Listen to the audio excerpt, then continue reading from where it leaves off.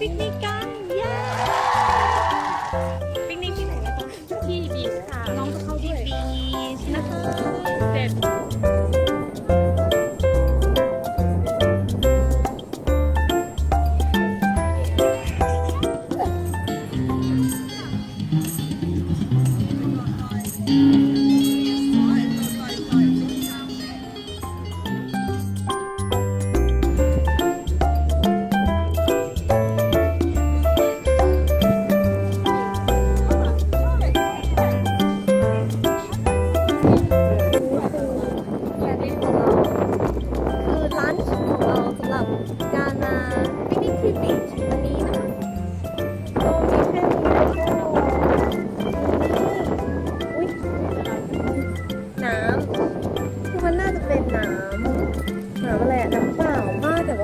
สตรอเบอรี่อ่ะ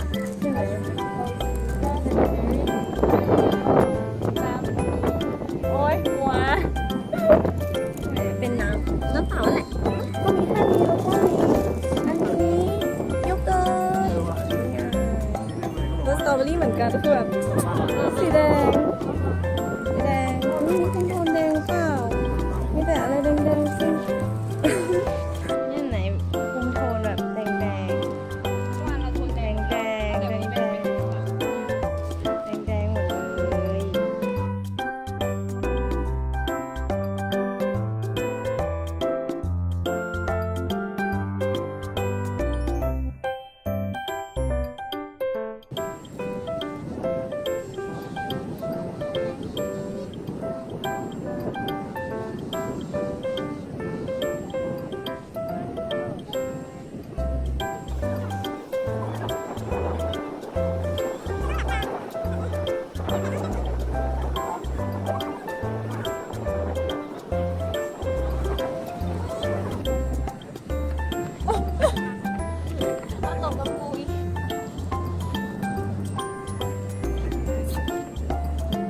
กล้องทำตัวก็สวยนี่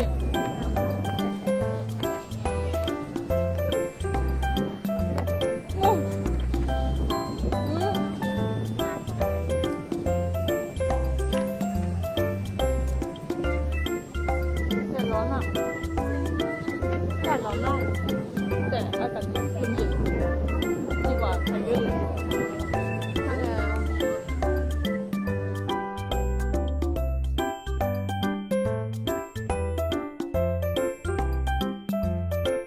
มีปัญหาว่าสิ่งเนี้ยมันเป็นนกหรือว่าเป็นไอ้ว่านกไม่มันคือว่าวมันอยู่ที่เดิมอะมันบินวนลงหรอไม่ใช่เดิมอะเนี่ยมันอยู่ที่เดิมเลยนะเราไม่มั่นใจว่ามันเป็นนกแต่มันก็วิวดีมากเลยค่ะคนเชื่อค่ะคือดีมากเลยแต่มันก็อยู่ที่เดิมหรือว่ามันอาจจะแบบเล่นอยู่บ้านมันเล่นเกี่ยวกับเรา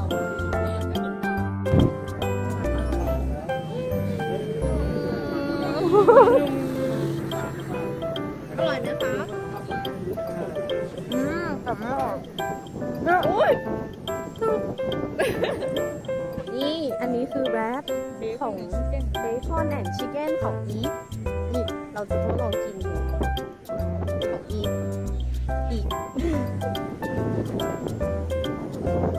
ได้ค่ะว่า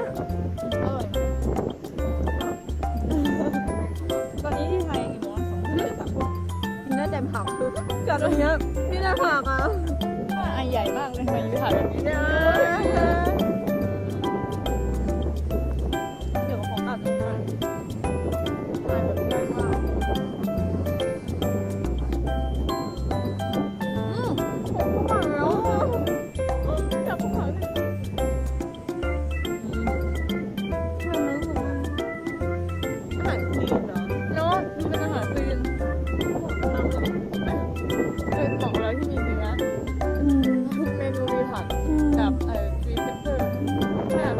เราจะสรุปว่ามันคือนกนะจริงมันคือนกแต่มันแค่แบบอาจจะเล่นลงนี่เรากินข้าวเสร็จแล้วตอนนี้มาเดินเล่นกันทำไมต้องใส่สีแดงไม่ต้องใส่มันแดงเพราะว่าเมื่อวาน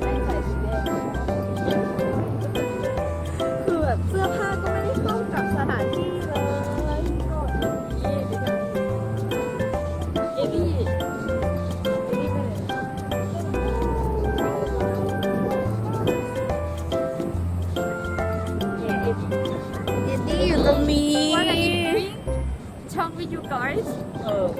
เฮ้ย จริงเหรอ อะไรนะโน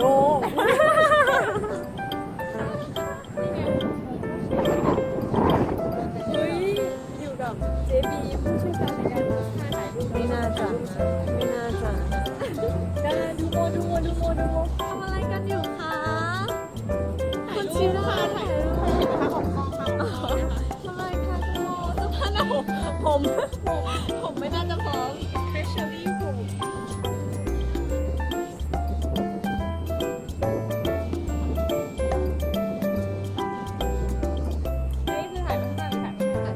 นี่ทุกคนมันไม่ใช่น้องมันคือว่าวเนี่ยมันคือว่าวจริงๆเนี่ยแม่บอกว่าตอนแรกดูว่าใครเล่นเนี่ยไม่รู้ว่าใครเล่นเอาหายไปแล้วอยู่ตรงไหนอ่ะชื่ออีกแล้วว่าจะไม่เห็นเต็นท์สีฟ้าไหมตรงเต็นท์สีฟ้าเล่นเต็นท์สีฟ้าคนเล่นว่าวอันนี้นะคะว่าวจริงๆก็คือเต้นนี่ก็คือว่าวไม่มีอะไรเลยก็คือว่าวลมแรงอยู่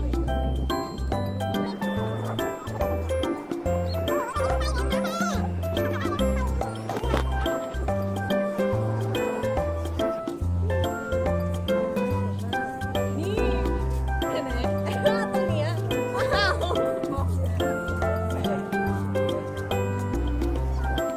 เย้ตอนนี้เราอยู่แบบใกล้น้ำมากใกล้น้ำมากแล้วคือรองเท้าผ้าใบเนาะเนี่ยสวยมากเลย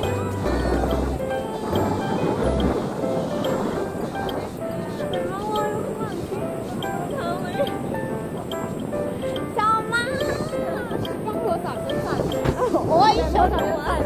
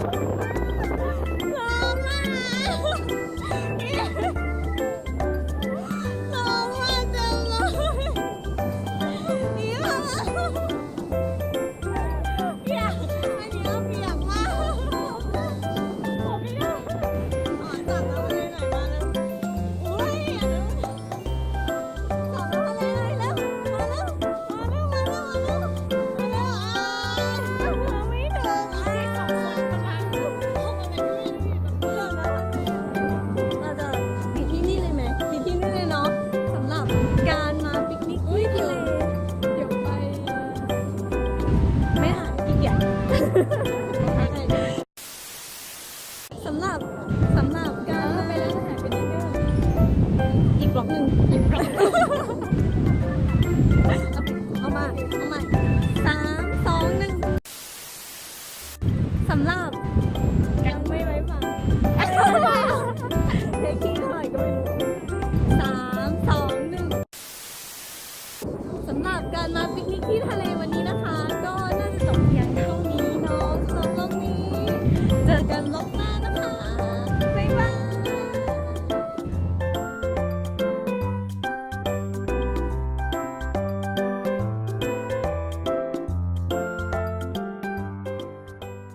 ทำไมถึงลุกขึ้นมาคะเมื่อกี้นอนอยู่เลยไม่มีอะไรค่ะ ไม่มีอะไรเหรอคะ ตื่นแล้ว แล้วสิ่งนี้คืออะไร